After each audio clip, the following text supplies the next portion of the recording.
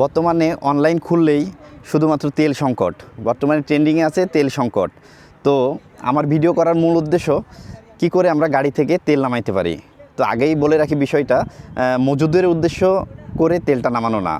যার একাধিক গাড়ি আছে, যার প্রাইভেট কার আছে, তার বাইক থাকতে পারে, কিংবা চলার পথে কেউ যদি বিপদে পড়ে, সেক্ষেত্রে কীভাবে আমরা গাড়ি থেকে তেল নামাতে পারি এই বিষয়টা আজকে ভিডিওতে দেখাবো।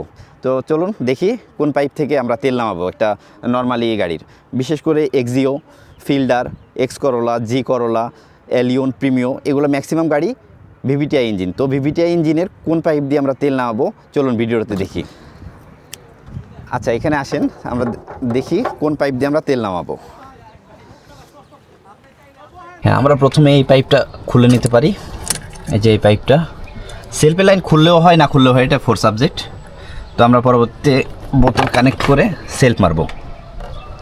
আর একটা কথা না বললেই নয়, ভিডিওর প্রথমে আমার পিছনে যে লম্বা গাড়ি সিরিয়াল দেখছিলেন সবগুলোই ছিল শুধুমাত্র তেল পাম্পের সিরিয়াল, যা খুবই বিরক্তিকর এবং কষ্টকর।